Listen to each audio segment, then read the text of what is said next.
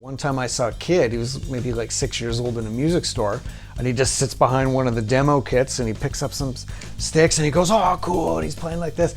And his dad, I could tell, well-meaning and probably not even a drummer, but what do we see? We see drummers do this, right? So he took his son's hand, and his son's like, 6, and he took his hand, he went, no, son. You can see he was like behind him and he goes, no, it's like this. And the kid goes, oh, really? I never would have thought of that. And then he might be doomed for decades of this until getting those zones together. That was me. And you can change at any time. We have members here that are like in their 70s, 70 years young. And as we said, all we have is now. The past is dead, right? So it's like today I'm going to take what I've learned this way and just put it to my right zone and then get my left zone at least functional. Right? So even if it's at like 1% and you can just get some creativity and some sounds going, your weaker side will improve. You'll come up with different ideas. Your body is in such a stronger position. Now you're in the body language of inner power as opposed to this, right? This is just a weaker position.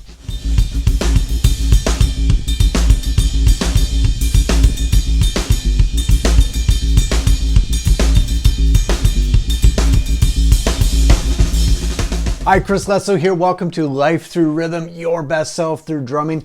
Let's get into some amazing concepts today and elevate your drumming, elevate your life. This is awesome. All we have is right now, today. So let's get into it. No excuses. Dive right in and let's become our best self through drumming. Now, just something interesting I've been doing with just something I observed with myself and sharing it with the LTR drumming community is thinking of open-handed as kind of like compare it to other disciplines. So one thing I compare it to is like marimba playing timpanis, piano, where the default is like, okay, I'm sitting in front of all these sounds. So think of yourself as a sound crafter, not so much a drummer maybe, but a sound crafter. You have all these beautiful tones in front of you and just using your body in the strongest way you can. So I've got all these sounds in my left zone. So on piano, this would be all the low notes, right? And I can get across here and probably go up here and go way down here, right? And I remember when I was a kid doing piano, I couldn't even reach to the super low notes and the super high notes. So we got all those in our left zone, wax on, wax off, right? So what do you choose to put here in your setup? Could be floor toms, cymbals, all kind, China cymbals, toms, all kinds of cool stuff. Of course, the right zone, same thing. Now on the piano, this is the high notes. But in drumming, it can be whatever you got over here. You have total freedom, cymbals and drums, right? So we have these two zones and, think of how a piano player would approach it. So if we go away from the typical tradition of drumming and just go out to, piano playing and we go, oh, it totally makes more sense to use the body in this stronger way. Now, one thing I just checked out this week and I've been sharing with some of the drummers here is tennis. Now, if you look at tennis, if the ball's coming at me, what's my most powerful way to react to that? That's going to be like this. Now, I've got the racket here, and I don't actually play tennis, but I'm kind of a fan. So if you're a tennis player, you're going to see some horrible gaps in my air tennis technique. But if the ball's coming, what's my default? My default is going to be to hit it like this, unless I can't get there in time. And then I'm going to cross over. And you'll notice that if you watch tennis, it's like they don't know exactly where the ball's going to come. So if it's coming, if they can position their bodies, like let's say it's coming here, I'm like, oh, I'm going to position my body, whack. And look how powerful this is in my body. I've got total control of my zone here. Now, going like this, so I'm going to cross over my zone. I guess it's called an underhand in tennis, right? I can do it, and I can have a very powerful underhand, but if I can, I'm going to hit the ball this way. So this is my default. So if you take this to drumming, why would cross be your default? You could cross over your zones. So if I'm at the set, and so you can see the way I currently have my kit is I got my snares in the middle. Tom 1 is both zones. And I've got usually like a snare, a tom over here. This is my studio kit here, but on my performance kit, I can usually have a side snare or a tom over here.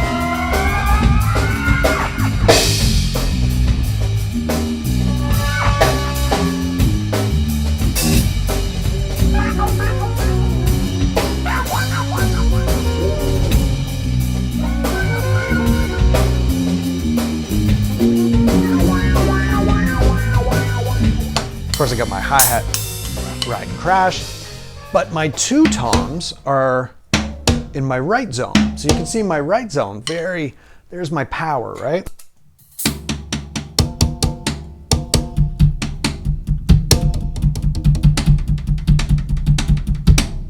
And the only tom I have on my left is like these two here.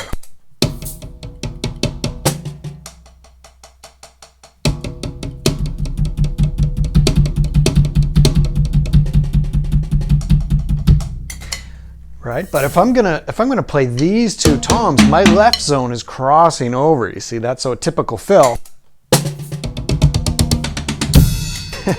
When I was 12 years old, that was the first thing I did on my kit. I did not even play groove. And but my left zone is crossing over. So it's like my default is going to be like this, but especially, you know, sometimes I'm going to cross over, and that's totally fine, but it's not my main thing. And this is where if you just watch any tennis, just watch 2 minutes of any tennis match, you'll see that when the ball comes, they'll use their primary movement if they can, and they'll cross their zones over if they have to, but it's not their default. So check out a bit of tennis and just watch for this and take that same way of using the body, that body language of inner power, the way we can use our energy and our flow and just maximize our drumming in the best way we can.